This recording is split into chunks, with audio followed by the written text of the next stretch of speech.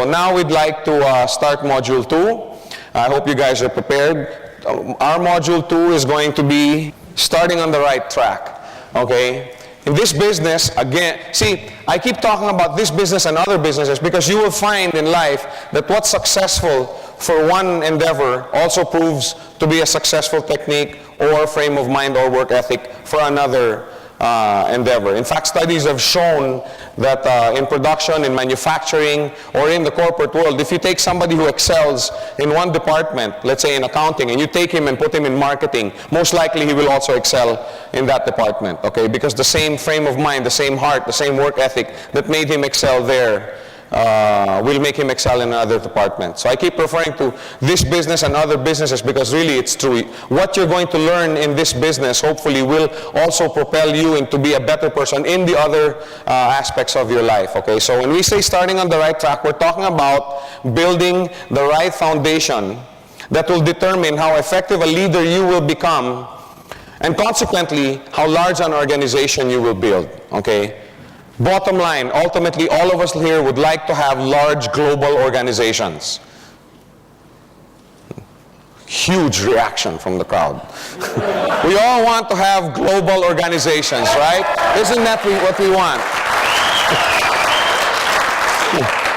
I mean, I have been in the background, so to speak, when it comes to e-commerce and you know, the computer, you know, I used to call these things rats. I didn't know, you know, all I know is this little rodent that my child uses for his computer. So I never really understood, okay, I never really understood what e-commerce meant on a global scale. Okay, and I tell this story a lot because I remember Muhammad Isa coming into the office before and, you know, on the e-commerce and the net, once we go on the web, and I'm like, yeah. See, because me, I know how to network only one way, one-on-one.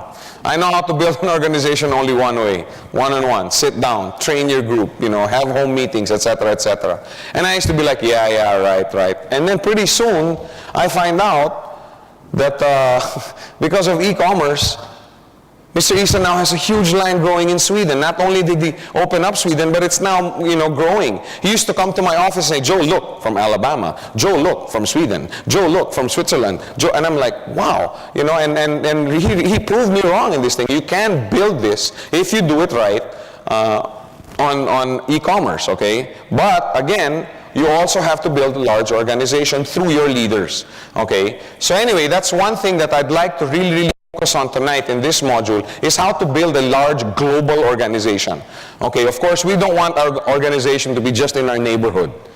Okay, it starts that way. It starts with your friends, your relatives, your office mates. But if you do it right, you will see that your organization will go into countries where you may probably never even have been. Okay, so that's what I'm talking about when I say that the foundation will determine how effective a leader you will become, okay, for your organization, because every organization needs a leader. Okay, so we're going to talk about foundation building. Okay, before you do anything, you should talk about your foundation. Many times I have people coming to the office saying, oh, Joe, you know, I want to go to this country and that. Oh, I know, you know, this. And I'm like, wait, you know, have you had any training in this business? Would you know how to make a presentation when you go to that? No, you're supposed to go there with me. Wait. You know, like Kuna so efficiently pointed out, I can't be in 100 places all at once, although I probably have enough flesh to go around in 100 places, but I'm working on it. Okay, so we're going to talk about foundation building, okay? And for me, in this business, the best foundation, okay, the best foundation in this business is you. You have to start here, inside, with yourself. You have to realize that you are going to be the cornerstone of your organization. The first thing that you have to do, like I was saying earlier, is get educated. Okay, learn everything you can about the industry. Okay, like I said, it's been a long, colorful, profitable, world-changing industry that we're in. Okay, it's something that has changed people's lives, made them independent. It espouses free enterprise. Okay, it's something that has changed the face of this earth. Okay, you have to know about the company. Okay, I don't want to go into that. We went into it in our other module. Everything you can about the company, about GoldQuest. Stay abreast of all the current events. Okay, get hold of all the quests. You know how we have this newsletter that we come out with. Okay, if you don't have it available with you, you can download it on the from the web. Okay, from our webpage. Everything is going to be there. Okay, so stay abreast with everything that's happening. Okay, then also the plan. You should always know everything. Okay, about the plan. Not just how much money it can generate if you do this. Okay, but what is binary? What is this plan that we follow? What advantages does it have over stair-step, over unilevel type of plans, over hybrid, over matrix? There are many, many different kinds of plans, okay? And the more you know about the different kinds of plans, the more you will understand, the more you will appreciate the strengths of the binary plan. That's why all over the world, okay, I don't have too much time to go into the net, but every now and then I get emails, okay, from people, oh, you should see this new company, blah, blah, blah, oh, you should, all the new companies that I've seen over the last 5, 6, I haven't seen one with any other plan other than binary. Okay, it's all binary. Okay, now, as you go out, you will realize that binary didn't always have a good history. Okay, and I'd like to explain that. One of the things you're going to have to learn if you want to do this business properly is learn how to handle objections, correct? How many had objections when they first started doing this business? Did you join right away? And it was the ability of the person presenting the business to you, or persons, okay, it was their ability to answer objections, right, that made you ultimately decide to say, hey, this is a serious business. This is something I can do. Okay? Now, many, many times you will have people objecting regarding binary. Okay?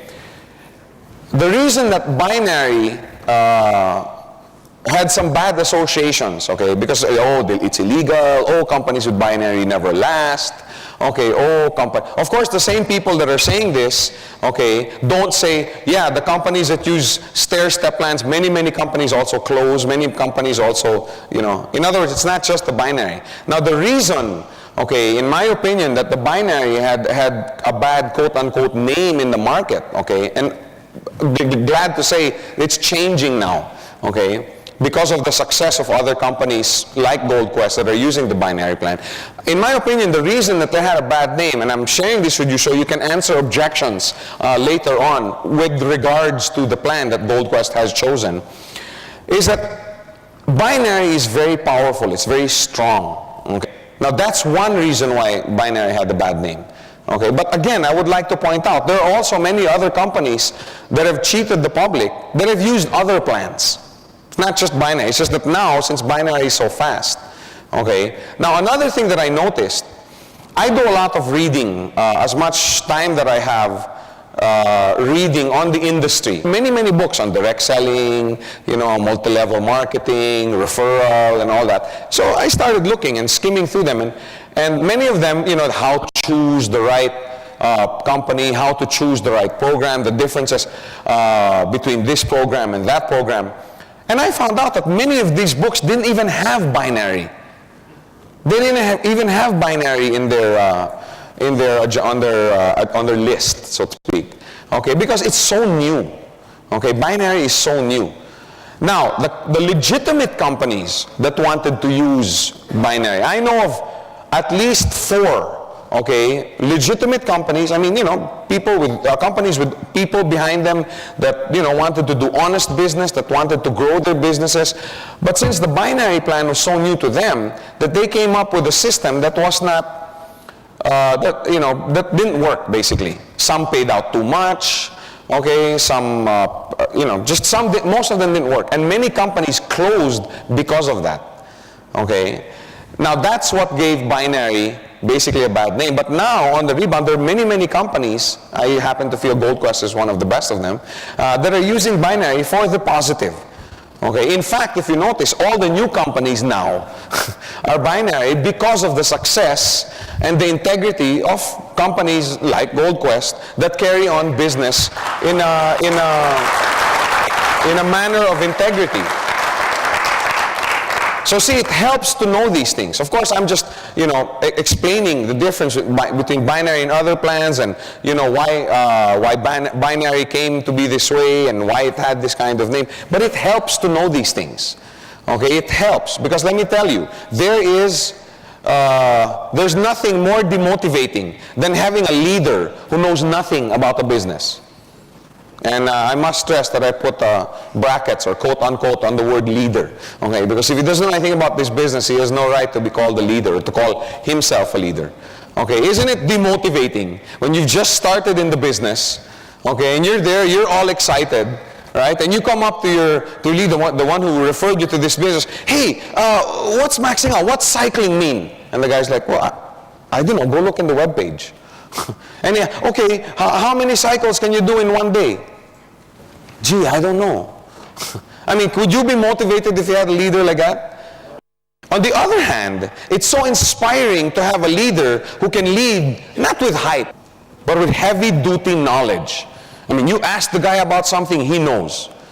Okay, I pointed out Ranjit, but the same goes with Tony Kong and Muhammad Isa. I've sat there in the office and watched these guys when they have new customers coming in and new leaders in their line coming in, and they have these sessions where these guys, hey, what about this? And they sit there and they answer one by one all the questions. They sit there and do their trainings, and these guys walk out of the office on fire.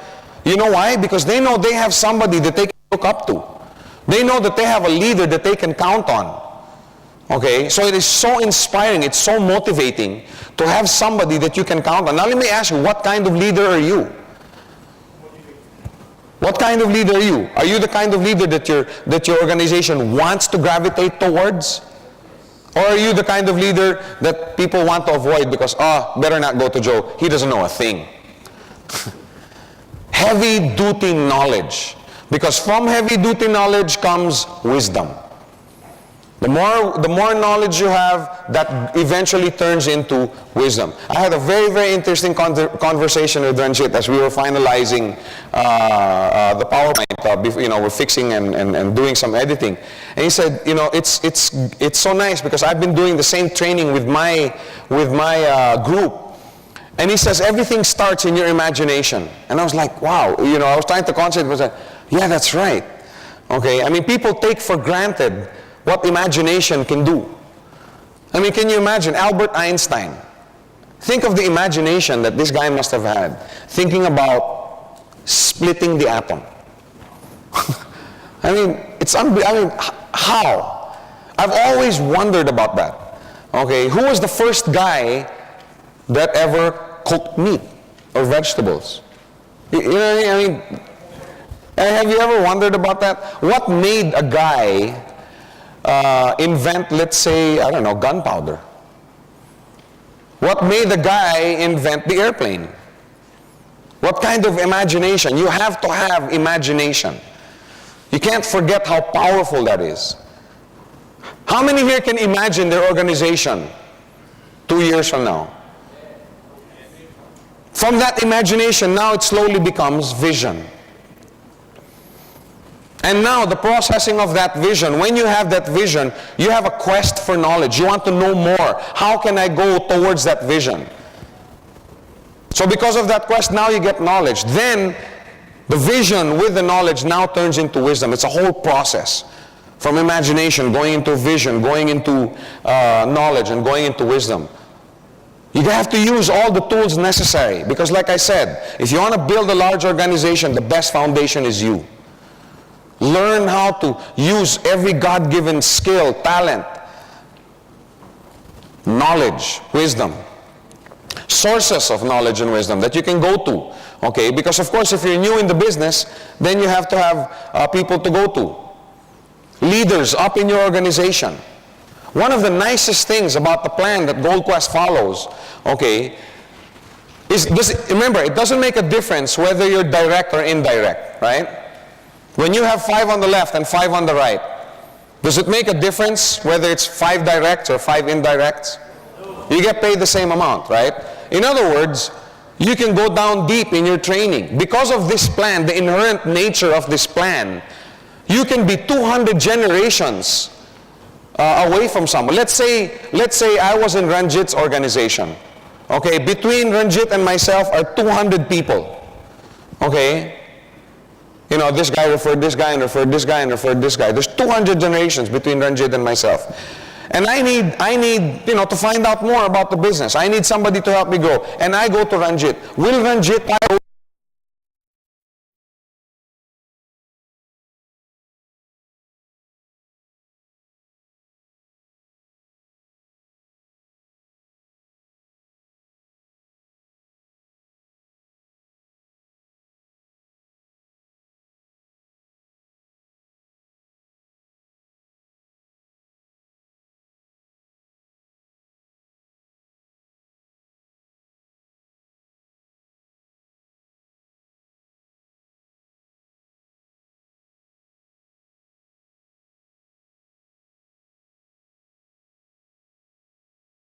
close the door on me? No. Why? Because when he helps me build my organization, it's still under his organization also. So I'm saying you have access to many leaders up in your organization. Don't think that your leader is only the guy who referred you into the business. Because his leader will help you out in this business. Because he also benefits.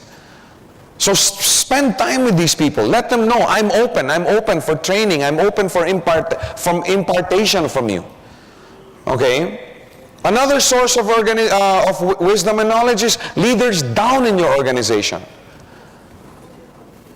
I've heard it so many times. Oh, you're in my organization. I'm a leader. You learn from me. Let's not go on an ego trip about this. There are many people. When I was a customer, there were many people in my organization, below me in my organization. I mean, this whole training program is a result of my fellowshipping and my time spent with these people. There's so much wisdom and knowledge and experience that came out, not just from people above me, not from leaders above me, but also from people below me. You have many people under you that are leaders. There's ways that you can hook up with them. Establish teamworks. Okay, one of these days, Mr. Rink is going to come and do a seminar like this on strategies, how to build teams. I'd love to do it right now, but I don't have my famous whiteboard. Now I have the laptop. But there's ways that you can build teams below in your organization. And for example, I had somebody the other night, last night at the office saying, you know, I want to come in, you know, with a 15 header. I said, no, sir, you know, just do 3. Just do 3. That's the best. You know, you build 3. He goes, wait, don't you guys want business? Don't you guys want? Of course we want. But man, to make a 15 header earn money, you need to build 16 legs, right? And I mean, is that easy? It's not easy. How do you support 16 legs? Maybe eventually, over a year or 2, yes, you can. But in the beginning, I said, sir, just do 3. Build 1 leg on the left first, 1 leg on the right. But I want to have many tracking centers. Yes, you can go under, you can go below. Okay? That's what I'm saying. There's many other strategies that you can do. But there's a lot of teamwork. There's a lot of knowledge and wisdom that you can pick up below in your organization. Company materials, periodicals, you know, the quest, the web page, you know, all these things. There's a lot of stuff that you can pick up on from the company. Tapes, audiovisual, audio tapes. When I first started in this business, of course that was 10 years and 80 pounds ago.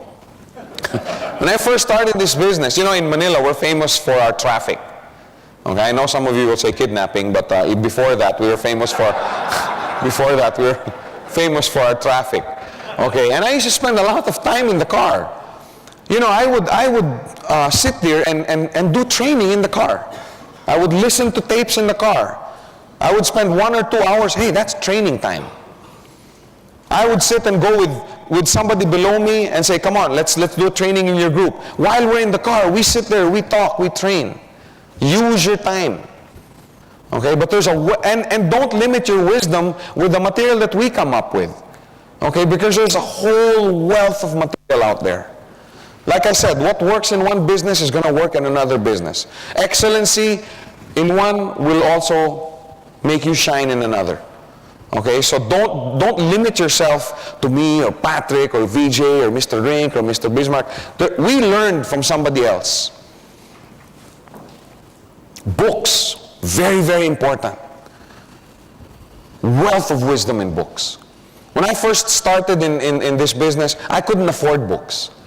Okay, I was in traditional business really grew, and I was sitting on top of the world, and then one thing led to another. My partner and I had the falling out. Bottom line is I ended up with nothing, the next day and owing half the world.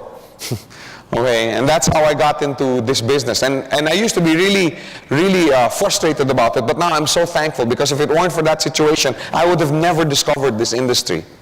But anyway, I knew God works in mysterious ways.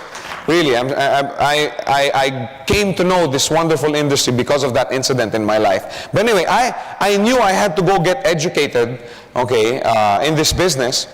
So I would go out to, what's the equivalent of your MPH? We call it National Bookstore in the Philippines. I would go there and start reading books. Okay, I couldn't afford to buy them. Okay, so I'd take them out of their plastic sleeve. Okay, and you could always tell when I was going to National Bookstore. I'd be in my shorts, rubber shoes, t-shirt, comfortable, and I'd sit there, take it out of the plastic sleeve and read. For 1-2 hours, read about the business, the industry, blah, blah, blah. And then I'd close it, I'd hide it behind other books, and then I'd go, okay, and have lunch and come back after lunch break. And then I would come back. No, really, I'm serious. I would come back, pick up the book and pick up where I left off. And I'd have, sir, no private reading. I'm like, no, I'm reading in public. This is not private reading. This is okay. But that's how I started. Company meetings. How do you learn how to present the business? Go watch somebody do it, right? I would go almost every night to all the meetings that the company had, just trying to soak up all the excitement, all the wisdom. I sat there and listened to all the different types of presentations. This guy would present the business in a different, this guy would present the business, and I started identifying, okay, I think this way will work best for me. I think this way will work best for me. And I started putting together my own presentation. I was saying earlier, one of the skills you need to succeed in this is how to answer objections. The other one is how to make an effective presentation. So it's one of the first things, and the first thing is I endeavored to learn, and you do that by listening to others present. Go to company meetings, make use of it. Remember, you're in the business of impartation. The more you know, the more you can pass down to your existing and future leaders. Okay, if you know nothing, you pass down nothing. It's that simple. I don't know how graphic you want me to be. Okay, if you go on a Xerox machine and out on the out plate or on the out tray, you want to see a full sheet of paper, what do you put up on top of the photographic plate? An empty piece? An empty sheet? No, you put in also a full sheet. That's what gets copied. Remember I was saying you are the standard bearer of your network? You are the one that your organization is going to emulate. You are the one that your organization is going to copy. Now let me ask you, are you worth copying? Can you look yourself in the mirror and say, I would like to have 2, 3, 4, 5 more under me like me? Some are saying yes, some are saying no. I don't mean any offense. Like I said, we don't have much time with each other. I must speak the truth. I asked your permission, remember? The more knowledge you have, the more confidence your organization will have in you. Okay, I just want to reiterate that point again. You want to acquire knowledge and wisdom not just for your sake, but for the people below you. Because let's face it, if you want to be successful in this business, you need to have an organization. The next building block of your foundation is setting up a home office. Okay, you don't have to go out, and rent at the Petronas, 1,000 square meters or 10,000 square feet of office space to do this business. No, you don't. We're structuring the web page. How many have seen the new design of the web page? Isn't it much better than the old one? We're designing that so that you don't have to go anywhere to do business. Everything can be done on the web. Okay, but still, you still should have a home office. Okay, in other words, you don't have to have an office in the traditional sense of the word. Okay, I built other businesses, I built organizations in other businesses, okay, from my home. Okay? Your real capital in this business is time. Right? Is it the $430? Is that your capital? I'm only hearing one or two people say no. Think about it. Either yes or no. Is that your capital? No. No. You're just buying a coin. That's all you're doing. Right? What is your real capital in this business? Time. Time, effort. That's your real capital. Okay? Now, if I were to put up, let's say, a computer shop, let's say all the money I had in the bank was, let's say, 100,000 ringgit, and I set up a computer shop. Okay? And that computer shop failed for some reason. Okay? I can't afford to make it fail because that's all the money I have. That's all the capital I have. But if Bill Gates were to put up a computer shop of 100,000 and that thing closed, will it make him bankrupt? What I'm trying to say is he can afford to lose more because he has more capital. I'm trying to address here the people that do this business part-time. How many endeavor in this business part-time? Okay, there's a lot of you out there. How many do this full-time? Also very good. Congratulations. But many of them started also doing this part-time. Okay? Now, when you're doing this business part-time, your capital base, right, is very, because time is your capital. See, if you only have 1 or 2 hours a day, okay, to invest into this business, you shouldn't waste it. If you only have 2 hours a week to do this business, you shouldn't waste that. Okay? Time is your real capital here. That doesn't mean that if you're doing it full time and you have 8, 9, 10 hours a day that you can go around wasting your time. No. But you can afford to make more mistakes, right? Because you're just putting in more hours. But that doesn't mean that you should go around wasting time. Remember, okay, I don't have this on PowerPoint. You might want to take this down. One of the biggest advantages about this business is you don't have a boss, right? There's no pressure. There's no pressure from any boss. The only pressure you feel is yourself. Is the pressure that you put on yourself. I'm sorry. One of the worst things about this business is you don't have a boss. Hey, bosses are good because they're the ones that push us to reach our maximum. I know some, I do this business full time. But then when you go into his daily schedule, guy wakes up at 12, finishes his lunch break by 2:30. And he has to finish by 2:30 because he has to catch a 3 o'clock showing at Mid-Valley of, the movie. And he's out at 5 o'clock, just in time for an early supper, so he can finish by 7 to catch the next showing at Mid-Valley. And he has to catch the 7 so he can have a late supper at 9:30 and be in the disco by 11. But I don't work. I do Gold Quest full time. That's what I'm trying to say. Okay? Doesn't mean that just because you don't have a boss that you can go around and waste your time. Always remember that. Your capital in this business is your time. If you're doing it part-time, then the more you should guard this capital. Make sure you don't waste it. And the way to be more efficient at managing your time is setting up a home office. You have to get organized, okay, in order not to waste your time. Okay, now the way to get organized, okay, in your home office, you should have company materials, brochures, profiles, newspapers, etc., etc. Okay, you should have a stack of them.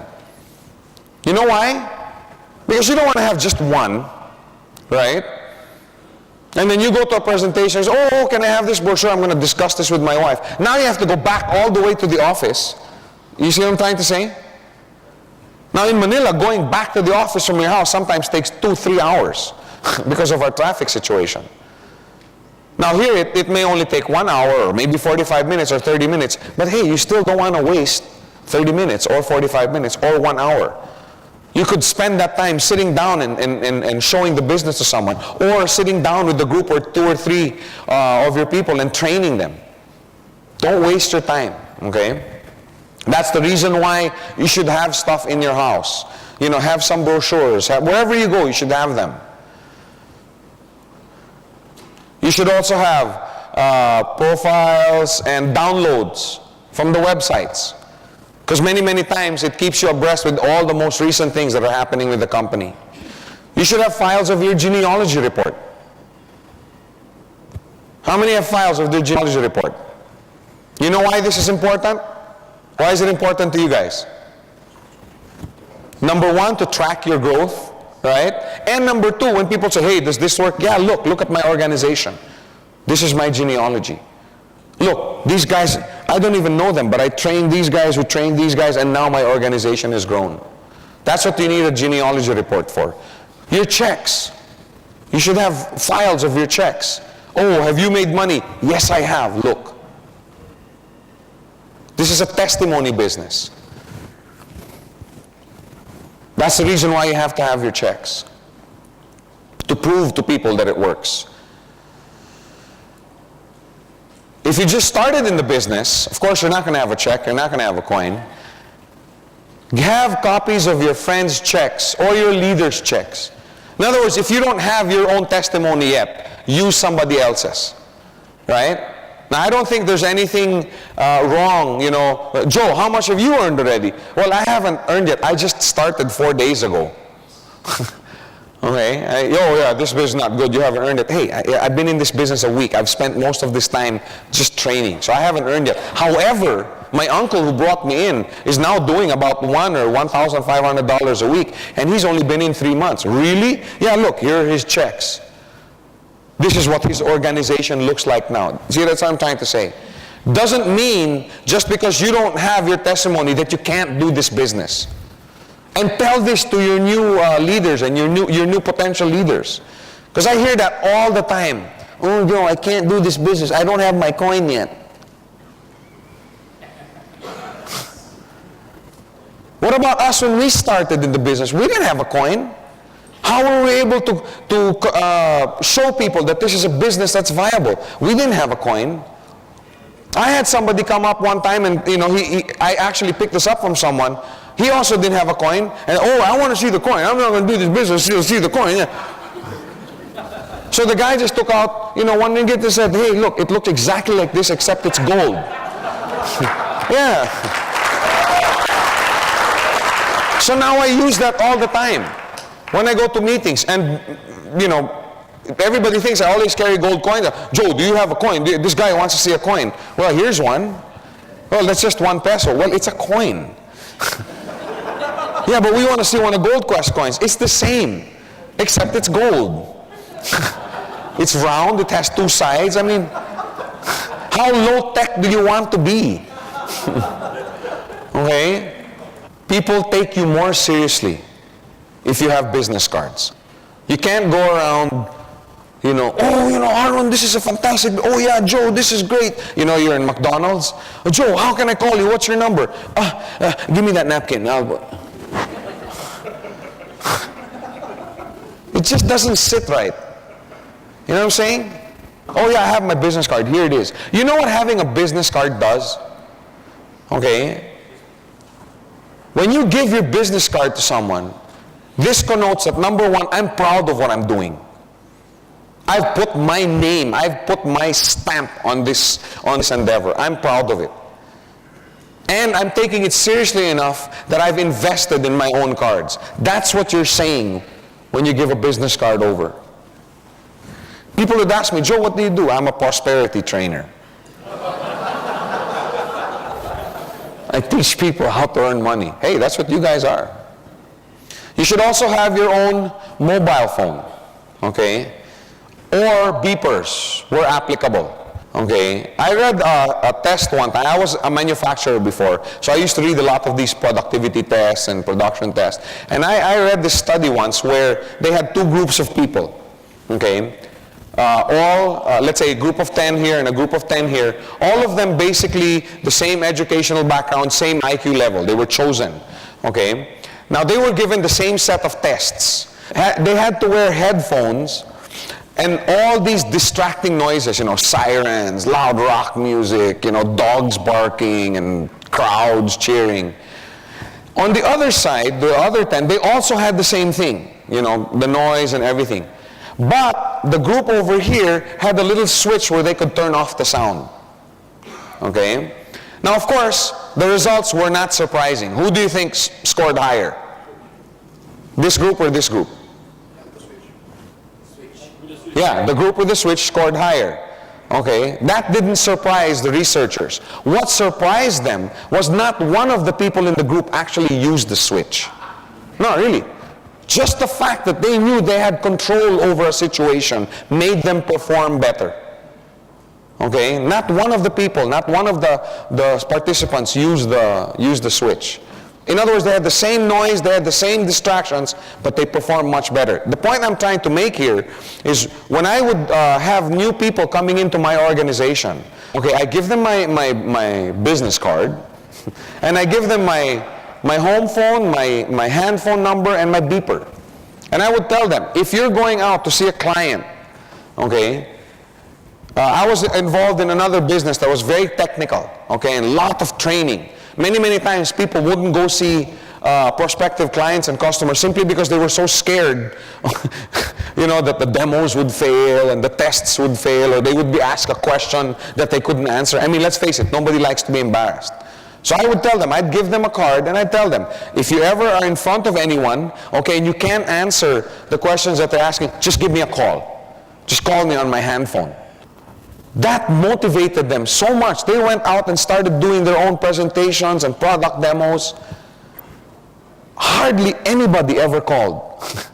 Really, hardly anybody called. Just the fact that they knew that their leader's number was in their pocket and he was a phone call away motivated them already to go and do the business. Okay? Always remember that. Let the people in your organization know that you are available. Okay, and they will feel more confident. Now, the cornerstone of your foundation, we talked a little bit about it earlier and how important it is. And I know many times that people think that this word is overused. Okay, I hear everybody talking about this. Okay, so let's analyze carefully what a vision does for you. Okay, let's quantify it. Let's not vision a nebulous word. Okay, vision this, vision that. Let's quantify. What does a vision really do? Number one, it determines your direction. Okay? For example, if somebody lived in Kuala Lumpur and wanted to go to Johor, okay, where would he go? If his vision was to go to Johor, where would he go? Where south? Let's say this is south, okay? For reference purposes, let's say this is south. Let's say Johor is that way. If you know you're going to Johor, you know you're going in that direction, right? Having no vision is like a guy waking up in the morning and saying, okay, today I want to go somewhere. Where do you want to go? I don't know. So how does he know what direction to go? How does he know what route to take? How does he know what bus or what car what route to take with his car? How does he know what time he's going to get there? And most important, how does he know if he's going the wrong direction? He doesn't know. He's not really going in it. But if he knows he was going to Johor, and he knows he's going in that direction, and he takes a bus that's going to Ipoh, you know what I'm saying? Then he knows that he can correct himself and go the right direction. That's what a vision does for you. It sets you on the right path. Okay, many people have absolutely no idea where they're going. They don't know what time they're getting there. They don't know what route's going to take them there. They don't know how long it's going to take.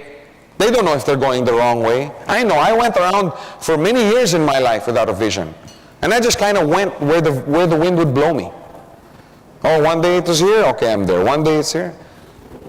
But when I sat down one time with my discipler, and he gave me a vision of where he thought my life should go given the circumstances I was in, then that's the time my life started moving in a predominantly forward direction. So remember, a vision determines your direction.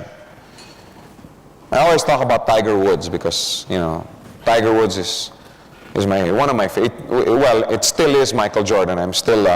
Michael Jordan is still the hamana of all basketball players. Okay, but even Michael Jordan idolizes Tiger Woods because he's just a really good golfer. But his vision was to be the best golfer of all time.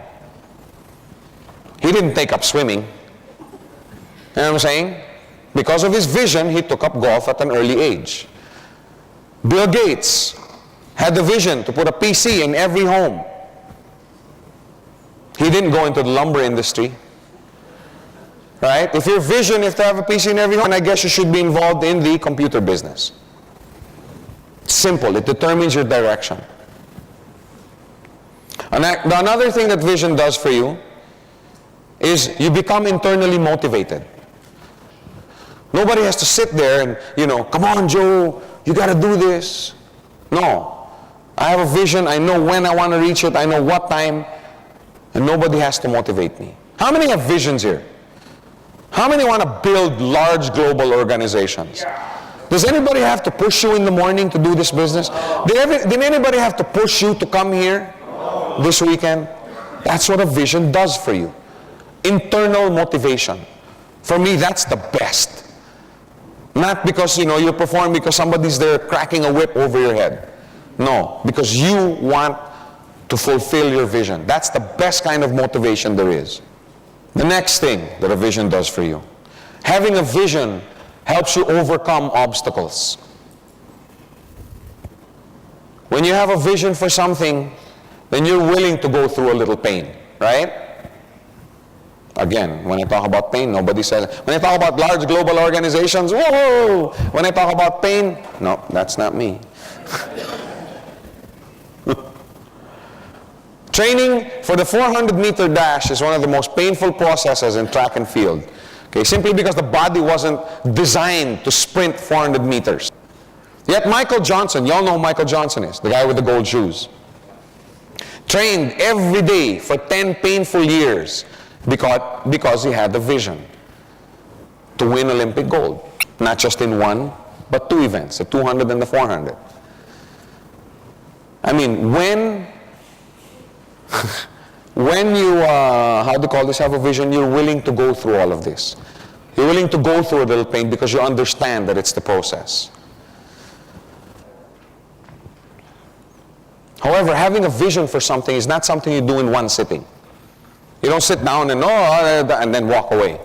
Okay? It takes a lot of introspection, soul searching, and courage.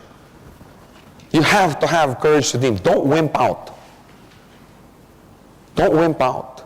No, I don't think I can reach that. I better not reach that because it's just going to hurt if I don't reach it. Don't be a wimp. It takes courage to dream. Sit down. How high do you want to go? How high do you want to fly with this business?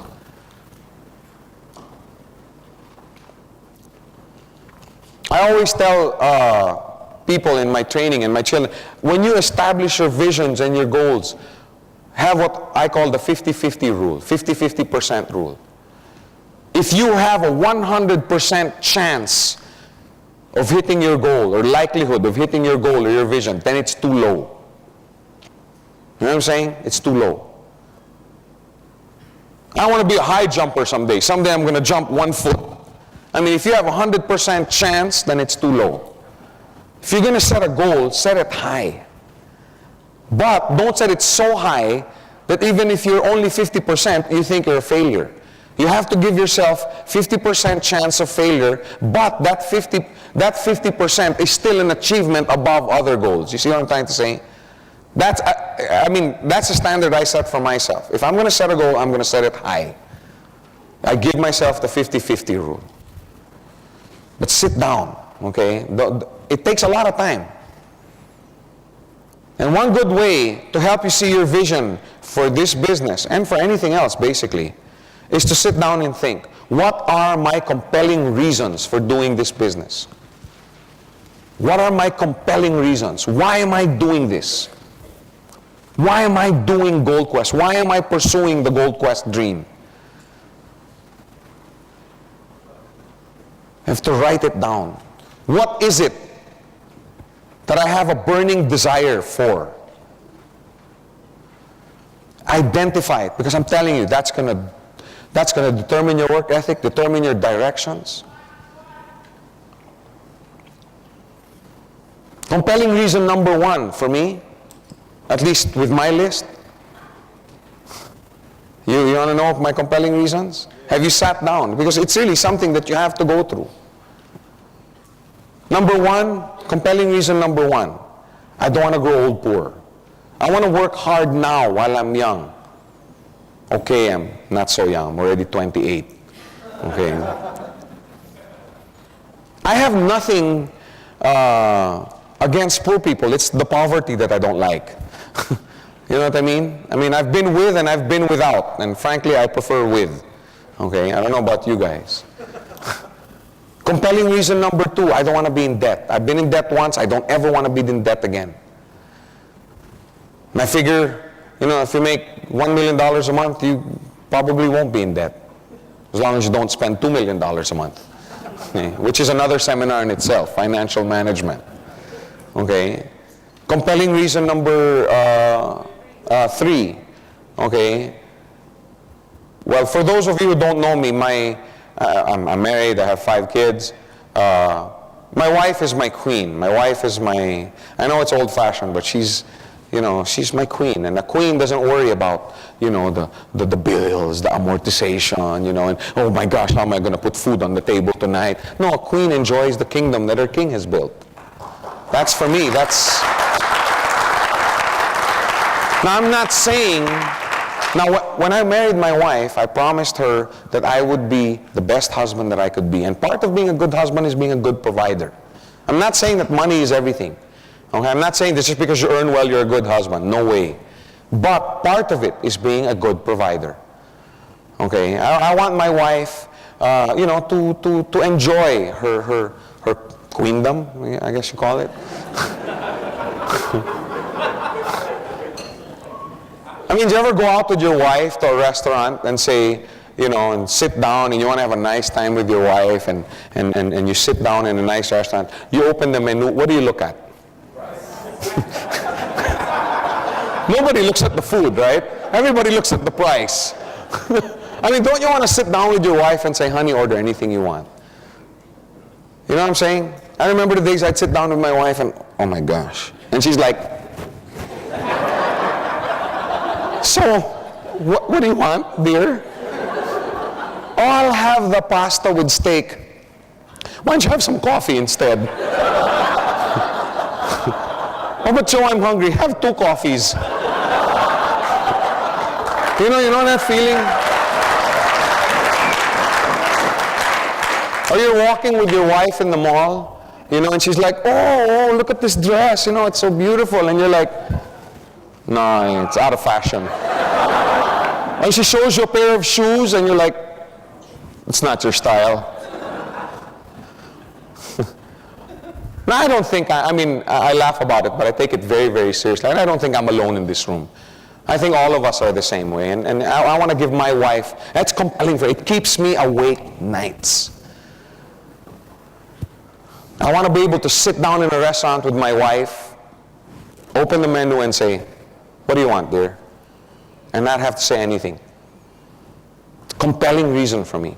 Compelling reason number 4. Okay? Bible says leave an inheritance for your children.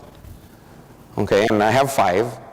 Okay? And I want to leave an inheritance. I'd like, you know, each one to have at least, you know, the dwelling place, either a bungalow or a condominium. I don't know.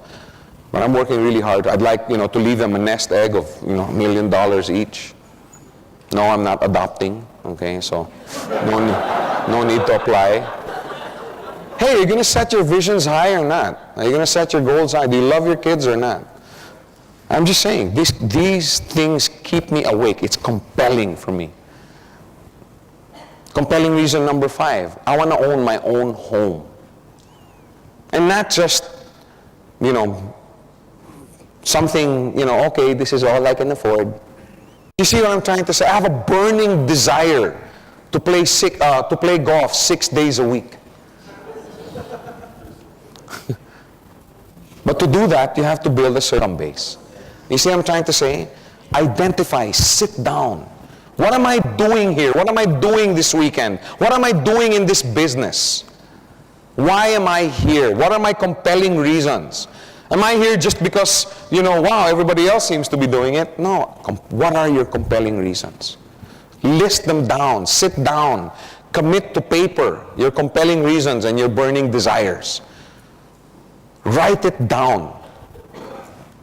There's a saying that goes, write it down on tablets. The Bible says, write your visions down on tablets.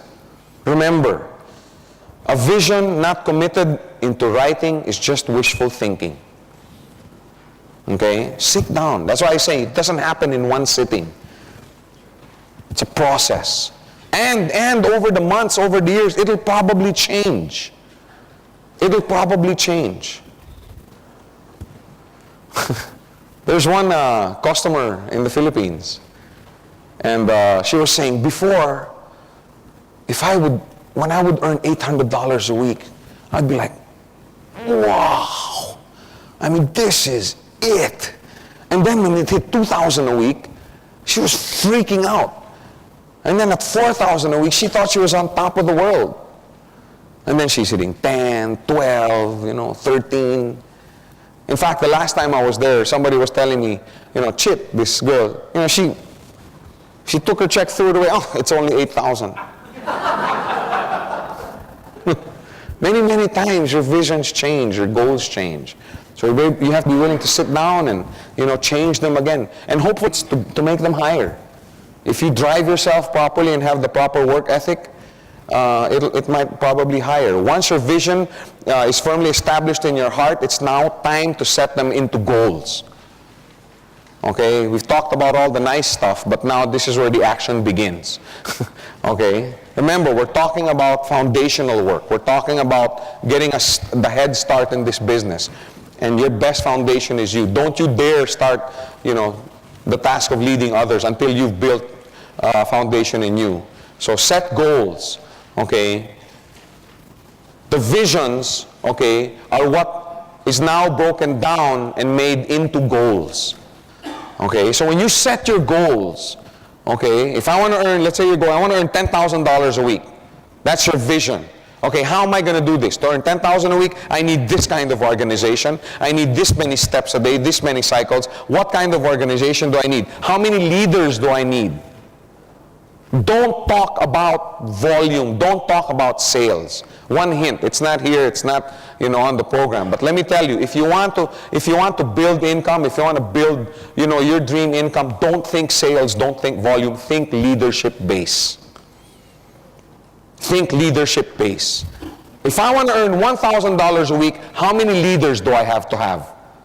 If I want to earn $5,000 a week, what does my leadership base look like? If I want to earn $10,000 a week, what does my leadership base have to look like? The volume, the income is just a byproduct of the leaders. That's basically what it is. Now we've talked about several aspects, but we have to on how to get a business set up properly. Number one, getting educated, setting up your own office, establishing your goals through vision. Now we shall go into the final part. Okay, and some of you are going, okay. Final part of your foundation, okay. You must submit yourself to a leader and get trained. And I use the word submit. Okay, you have to go to someone, okay, submit yourself to him and get yourself trained. Okay? Training will teach you how to achieve the goals and realize your dreams. Okay, we've talked about the dreams, we've talked about the goals. Now you have to get yourself trained, okay, so that you know how, specifically, what do I have to do? Okay, I know I have to make a good presentation, right? But, okay, specifically, what makes an effective presentation? Yes, I know that I, have to know how to answer objections. Okay, specifically, what are these objections? You see what I'm saying? That's what training is going to do for you. Okay, it's going to help you identify. Okay, and then finally learn how to do it. This business can be a lot of fun and be very fulfilling, both emotionally and, of course, financially, if you know how to do it right. Okay, I wanted this in red, underlined, and 3 exclamation points. Okay, if you know how to do it right.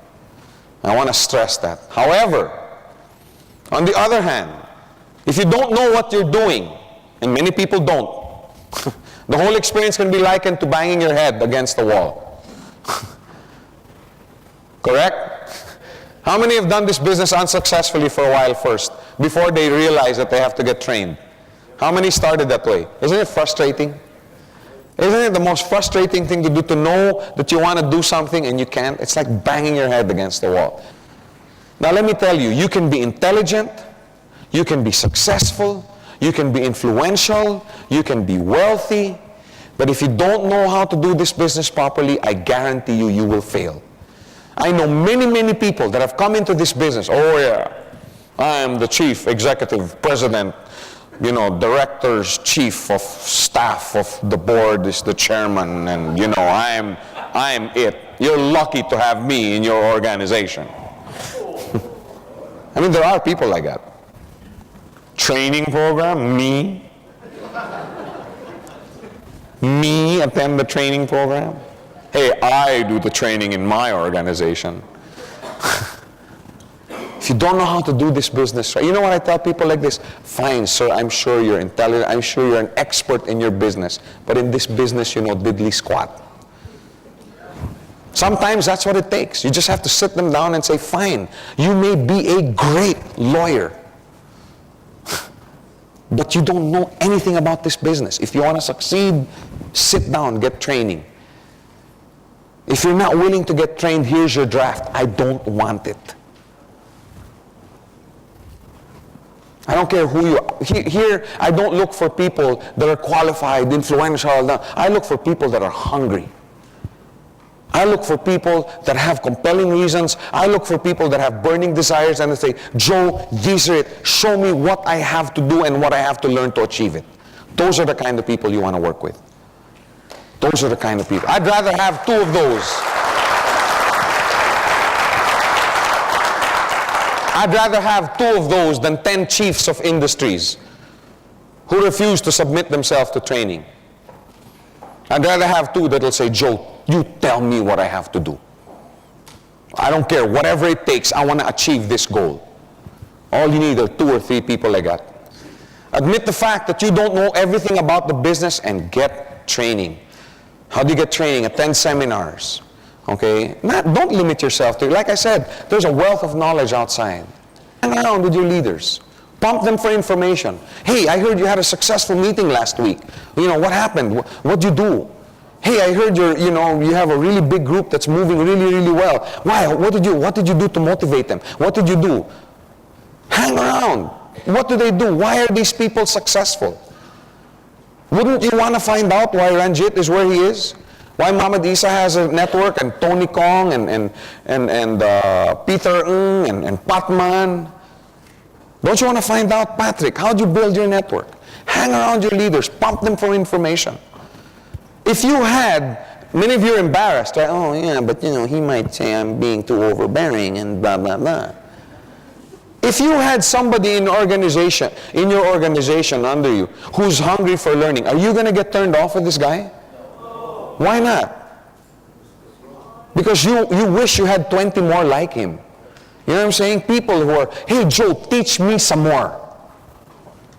Hey, I heard you're doing a business presentation. I'm not going to bring anyone, but can I go? I just want to pick up on some energy. I just want to learn some techniques. Go up. Master these 3 skills in training. You only need 3 basic skills. You have to know how to present the business effectively. If you want to succeed in this business, you must know how to present. There's 2 ways to present, effectively and ineffectively. Okay, you have to learn how to present the business effectively. Okay? Number 2, how to answer objections. You have to know how to answer objections. I know it's intimidating at times. Okay, especially if you don't set up the appointment properly, which we'll get into tomorrow in more detail. Okay, but really, once you learn how to answer objections, isn't it easy? And number 3, how to build your organization through support and training. Those are the only 3 skills that you need to really make it big in this business.